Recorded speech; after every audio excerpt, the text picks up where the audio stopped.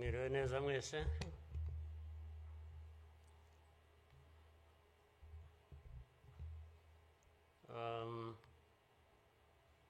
Ngira ngo biroroshye wenda kugera aho mpera.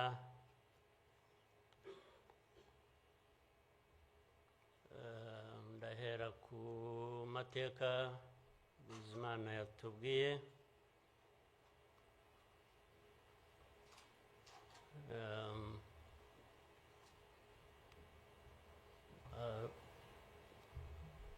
Arambuye afite ibimenyetso ashingiyeho, ariko ndagira ngo mbanze nshimire mwese abari hano mwaje kwifatanya n'igihugu n'abanyarwanda, cyane cyane mwebwe abaturuka hanze mu bindi bihugu cyangwa abihagarariye hano mu gihugu cyacu.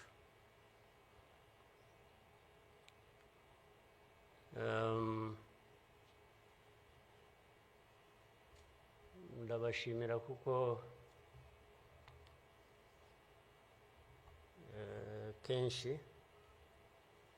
ko dusigaye tubibona ko bisigaye biri.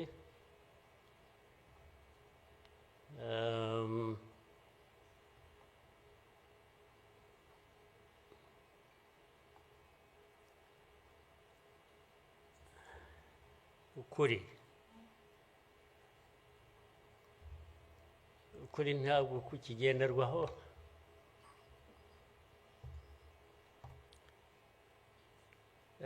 ni nacyo gituma, ariko reka mvugane, hari umuntu w'inshuti yanjye wigeze kumbaza ati ariko wowe nk'umuntu ubaho ute ugahuza bimwe, ndaza kubivuga mu rurimi rw'amahanga, arambaza ati ubaho ute ugahuza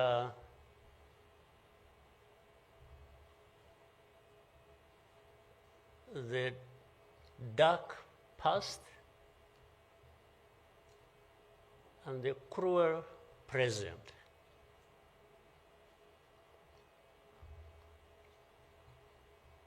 But how do you manage that?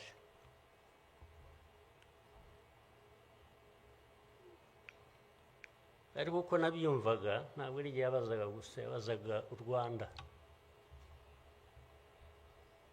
Uvuga ngo u Rwanda mubaho mute with a very dark past and a very cruel present.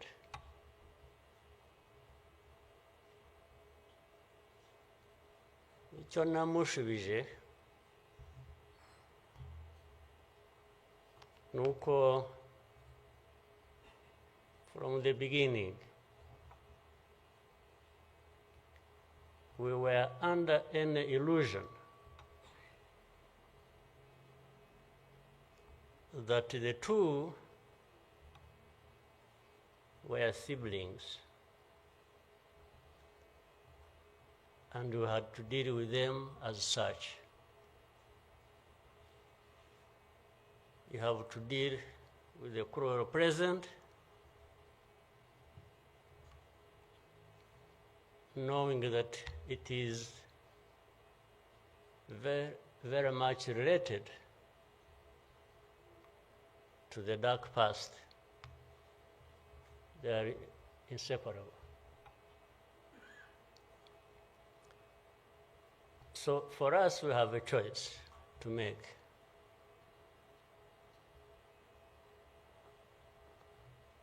You are either crushed in between and you stop existing,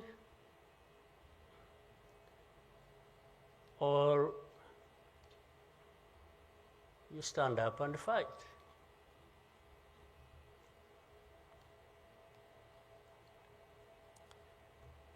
When people are saying in the testimony that,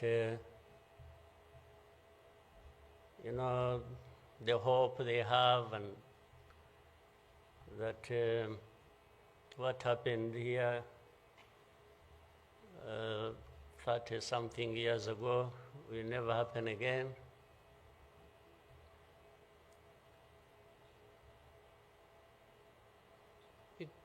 It won't be because of those who were responsible for that dark past. Will not try again, or are not even trying now again. It will not happen again just because there will be people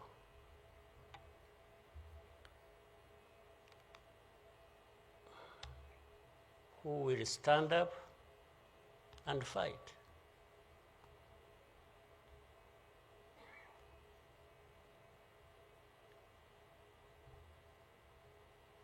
It's not because there are fewer people who wish to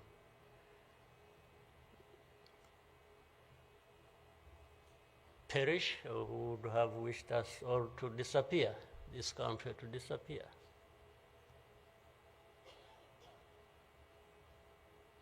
But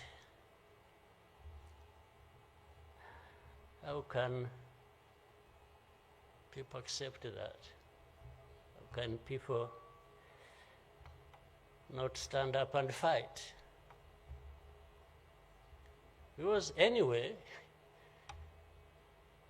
well, there is a risk you may die when you stand up to fight. But if you don't, it's a sure thing you are going to die.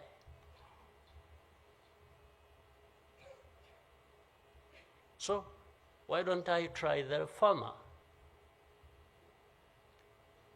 Why don't I try to stand up and fight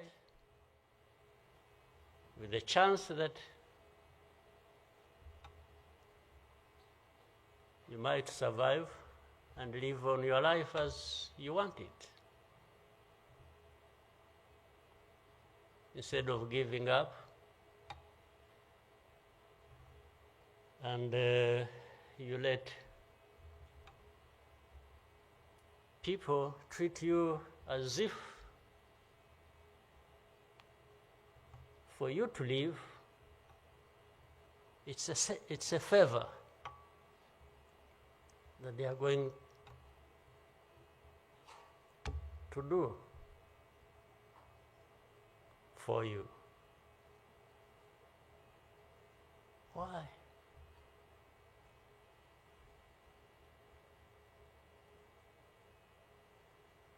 I've also had people come to me and warn me and say, President,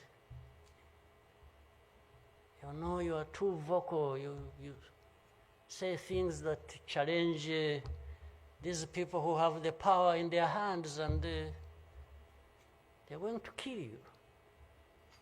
Well, first of all, it means they're killers.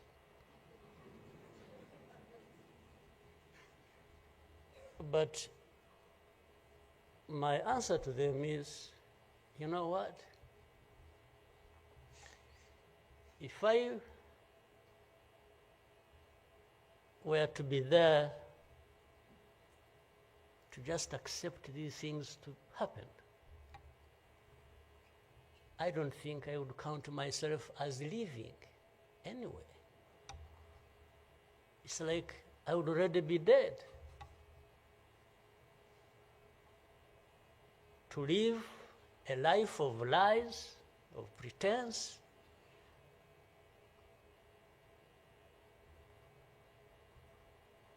and all my life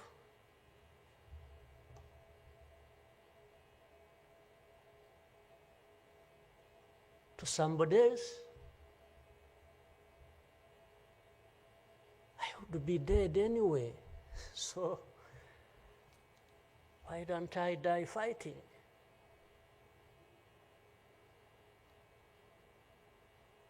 So you Rwandans, why don't you die fighting? Instead of dying anyway, just dying like flies. Why? But my message goes to other Africans who live like this on a daily basis, who are dehumanized. And they accept it and they beg. I can't beg to live. I can't beg anybody.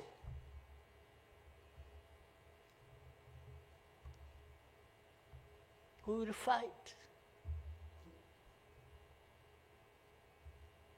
If I lose, I lose.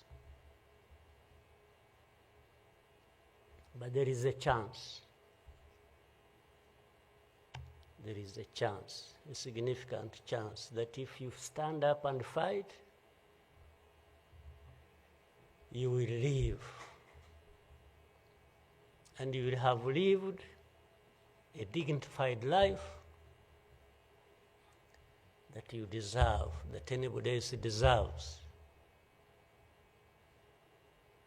So these people who are there to the UN, they are there to these Western capitals, they are everywhere, they are just saying, Rwanda, this small country, this Rwanda. I mean, you see, when you are talking about Rwanda and ganging up together against Rwanda, you think it's some country that is, I don't know. Then when I remember the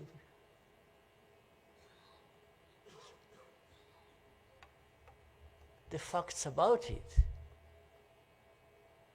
I just imagine the world has gone amok.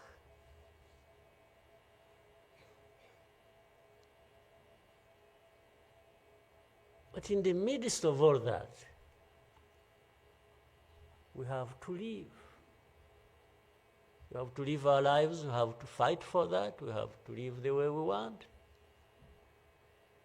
And I tell anybody to his face to go to hell.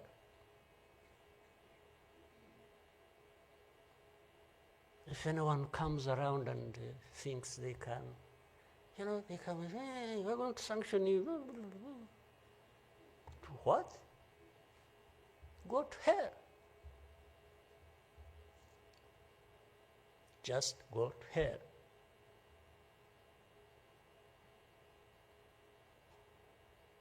You have your own issues to deal with.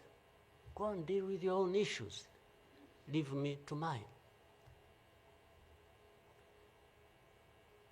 This is the spirit, I think, Rwandans must have in their daily lives.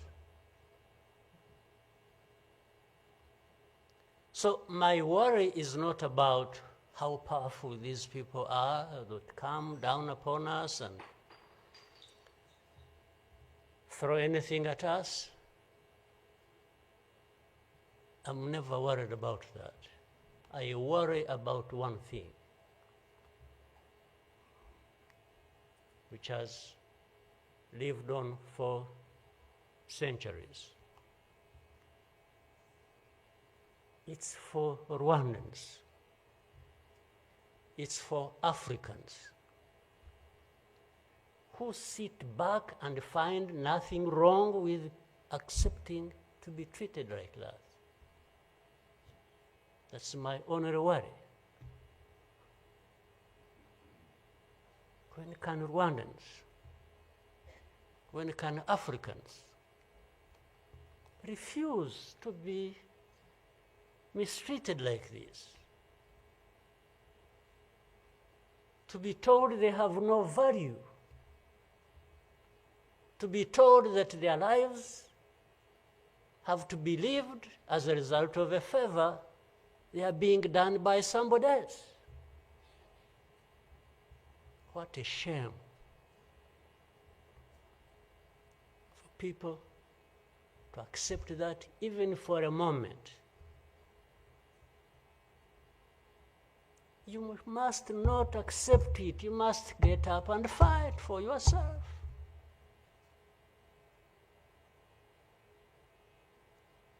And then you have fools leading countries and being used as puppets.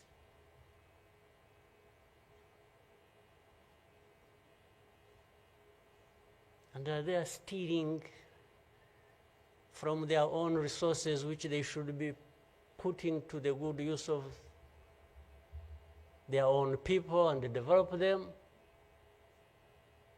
They just put everything to their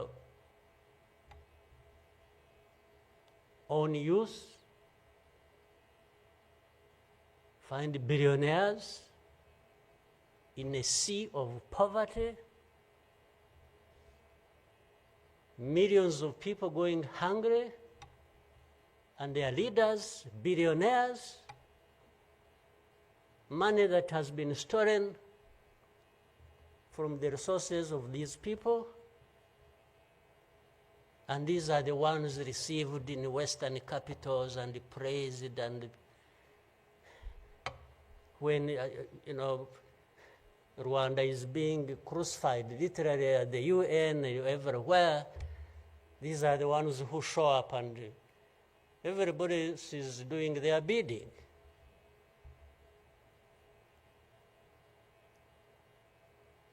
They don't talk. These ones don't even say a thing.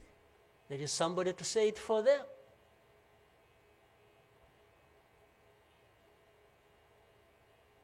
You don't say a thing. Even in meetings where solutions are being thought about and crafted and so on, they are absent because somebody else is there. They are addressed there. When their name comes up, they say, no. You see, I see it on a daily basis. Somebody has agents, orders them, pays them to go everywhere preaching hate speech, killing people in broad daylight, setting fire on these people, burning in broad daylight. And when it comes up for discussion, they say, no, it's not this one. No. You see some other people, we look for them. But the person keeps coming up. He says, no, I will take the war to Kigali. I remove the government, these Tutsis.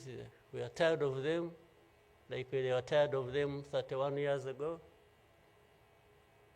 Here. And it's okay.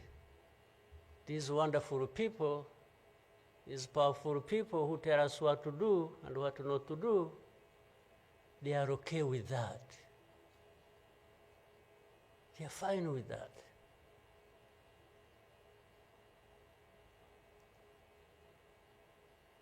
And they expect us to accept it also ourselves.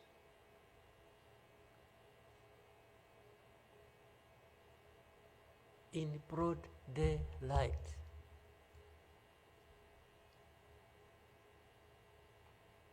Hate speech, killings of people for their identity, uprooting them from their homes, and most of them are refugees here in this country. We have 125,000 people as refugees who have been living in camps, uprooted from their homes in Eastern Congo. And then these powerful, good people come here and pick 1, 2, 3, another day 5, if there are many, to go and settle them in those beautiful countries of theirs. And they leave the majority here. And they expect us to be thankful that that's a huge gesture of generosity. First of all, they take them knowing that these are actually refugees from a neighboring country. They don't take them as Rwandans. They take them as refugees from Congo. Only that they are taking very few. They are not, I wish they could take all of them. Those who wish to go and resettle them. So the rest becomes my problem. So what they have to do is cleanse Eastern Congo of all these people, bring them to Rwanda, take to your countries those you want, few, very few, not even 0.1%, and the rest should remain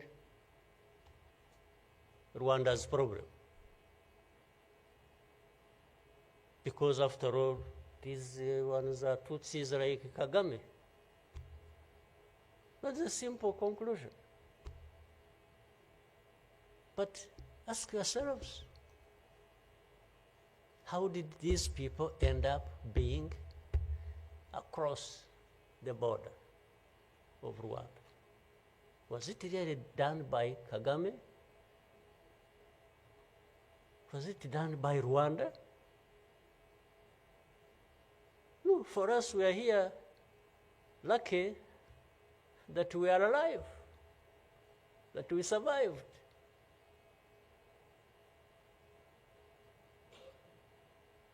So,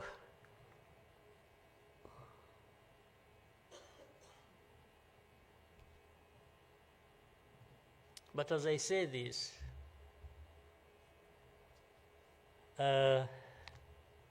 even for my sanity and the country's sanity, we have sometimes to just try to do things differently. Meaning, if you want to be helpful, if you want us to be partners, we are happy to play our part, and you can be sure you will find a reliable partner in us, irrespective of what we think about you.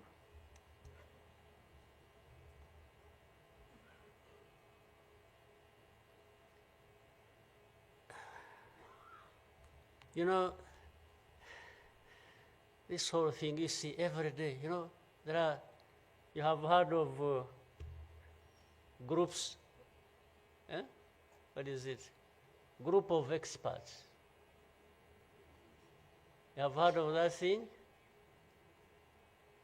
These are people who go around, experts who are supposed to know better our situation than ourselves. Can you imagine? And the ones who lead those groups are the very people connected with this history I'm talking about, or that Bizimana was talking about. Can you imagine the cynicism?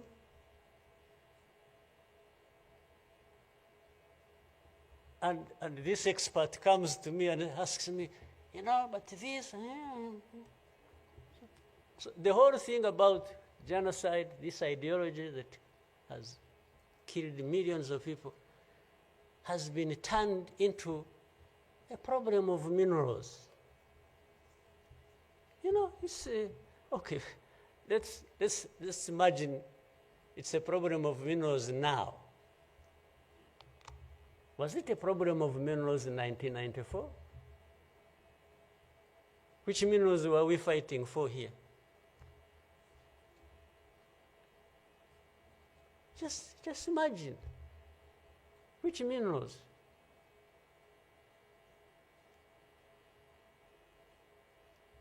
Second, if it were to be minerals, how many are actually fighting for these minerals in those places, assuming you found evidence about Rwanda being implicated in what's happening in Congo for minerals in Eastern Congo? Are you really saying it is just Rwanda? Why don't you be brave enough to say Rwanda is invading our territory we have created for ourselves and is encroaching on the minerals we are also encroaching on in Eastern Congo? Why don't you be brave enough to admit that? At least to say that.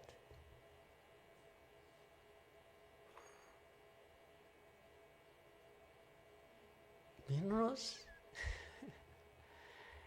If what is the allegations, if these allegations were true, you know what? Rwanda would be as rich as you are, those who make the accusations. We would not be needing your money at all. Which you give us nothing and you come and beat us up for for everything. I mean, yeah, that is the world between the dark past and the cruel present.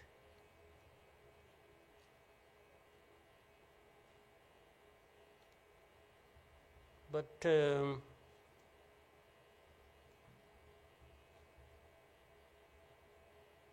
what didn't kill us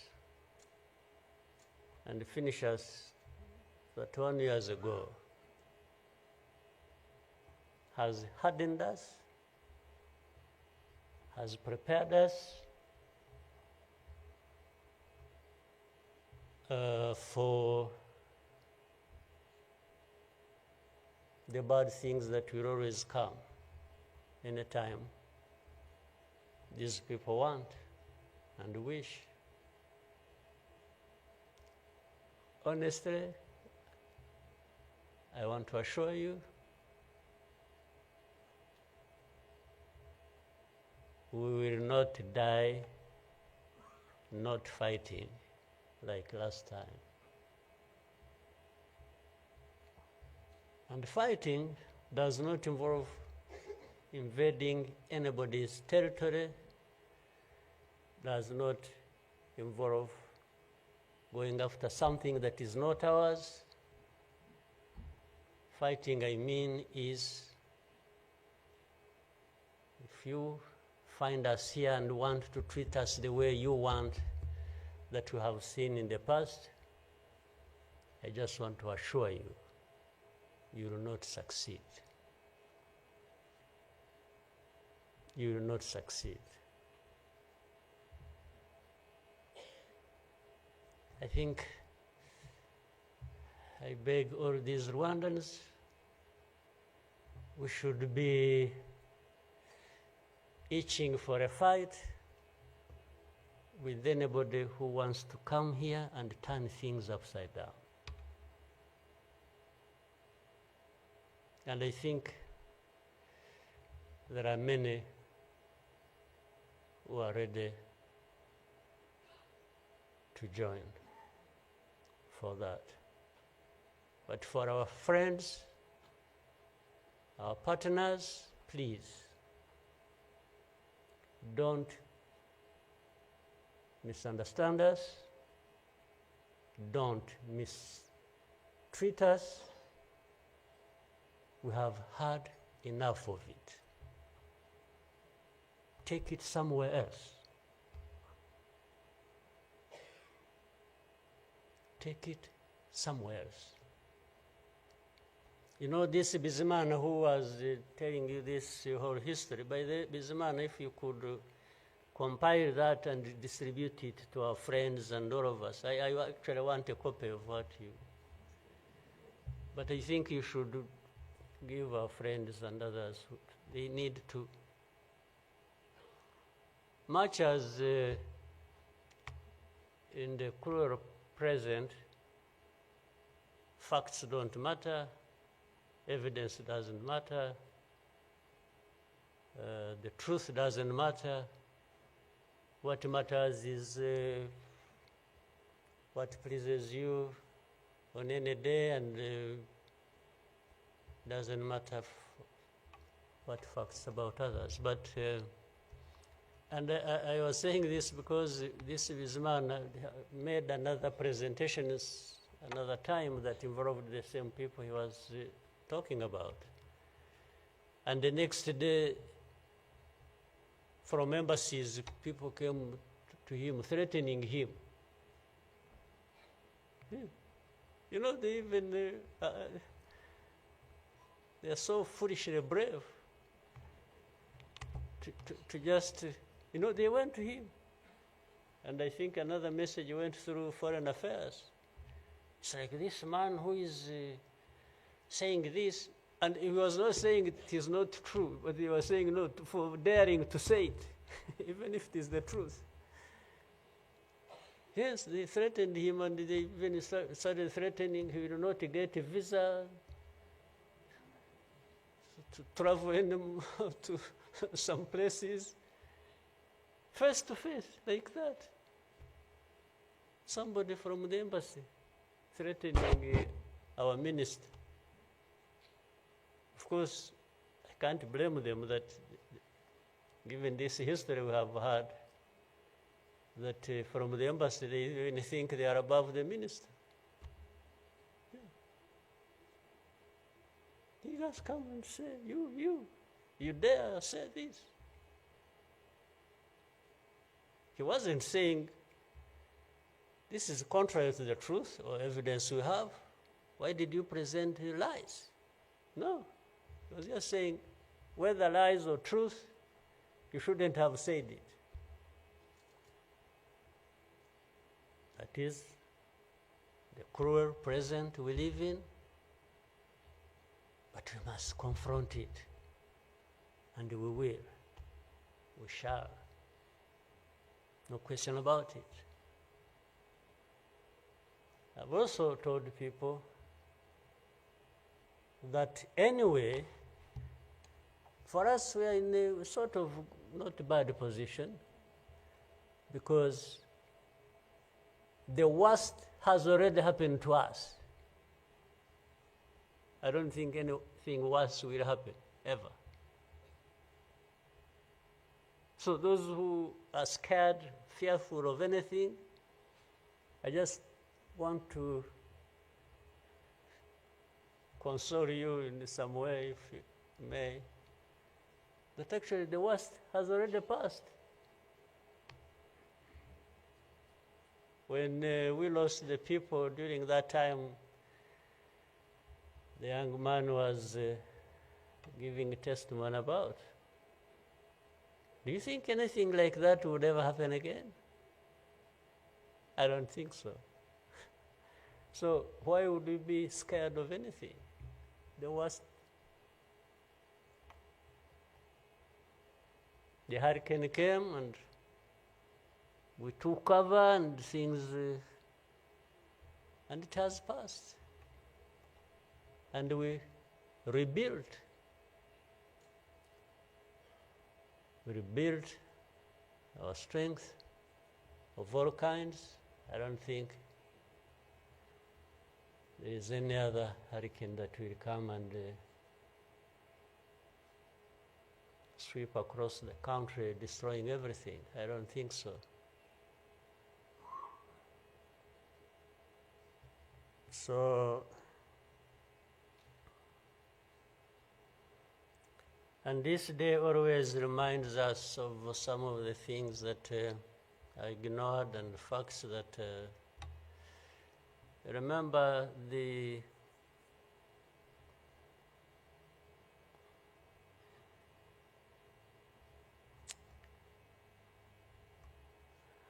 book written by somebody many of you know, Philip Gurevich, with a very long title. When he and this is a man who, well, at least I would have wished if they could think of such a man and put him in the group of experts, maybe they would benefit from. But you bring somebody just because she comes from a country that colonized Rwanda and that becomes the expert. I think that's not serious. But he said that the title of the book was, "We wish to inform you that tomorrow will be killed with our families." You know, who were they informing? And who was going to stop that? And who was going to come to their rescue? Nobody. It just happened as they said it. People kept telling the world, "We want to inform you that tomorrow we are going to be killed with all our families." And who cared? And the families were killed indeed, including the family of the young man who was testifying here. Well, including our families, those of us standing here who have been demonized every single day about our history. The history where there is a force that always has been attempting to turn victims into perpetrators. So these people who give testimonies and say what happened to them, they are actually now perpetrators. They are no longer victims. So the cynicism I was talking about, of what happens in this world, is that these very people who barely survived and who lost everything else and their families are now the victims, the perpetrators, no longer victims. That's what the world wants to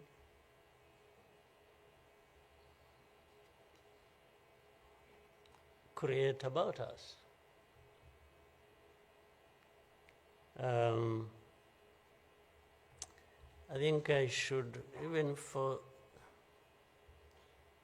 again, the sake of our sanity, maybe we'll always, you know, during the war times, to keep my own balance, you know, there used to be battles taking place across the country, militias killing people, RPA soldiers fighting government forces.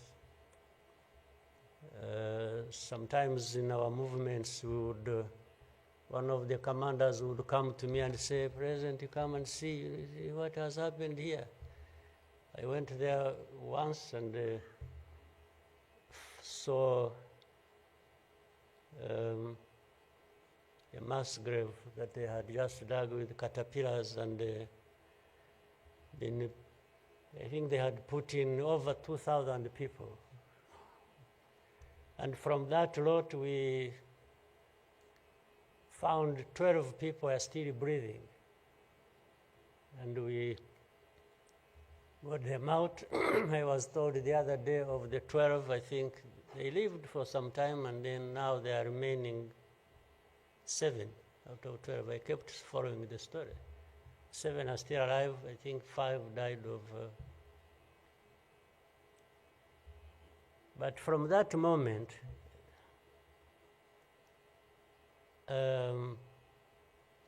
I told the commanders that they should never bring my attention to this kind of thing. They should just handle it, and we agreed how they would be handling it. But I should never, I don't even need to be informed or, and the reason was simple. And unfortunately, such a moment of remembrance sort of takes you back into that.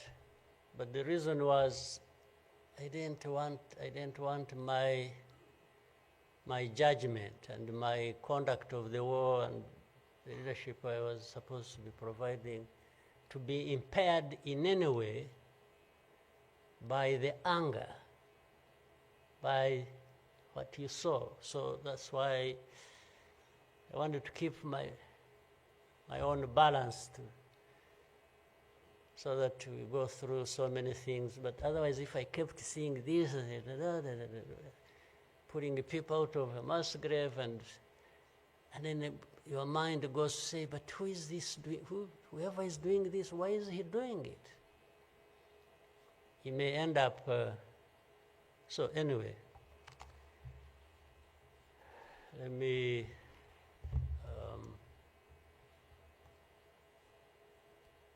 end here. There will always be another day, another year to commemorate our lost people. But for Rwandans, I beg you,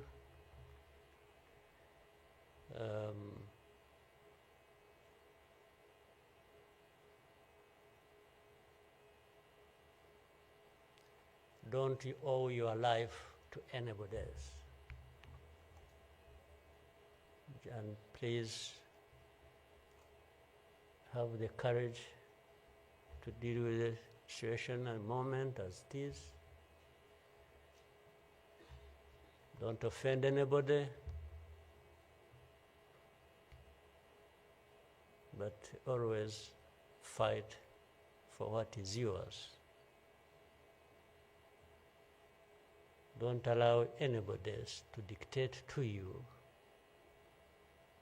how you should live your life, because the moment you accept it, that is the day you have lost your life. God bless you.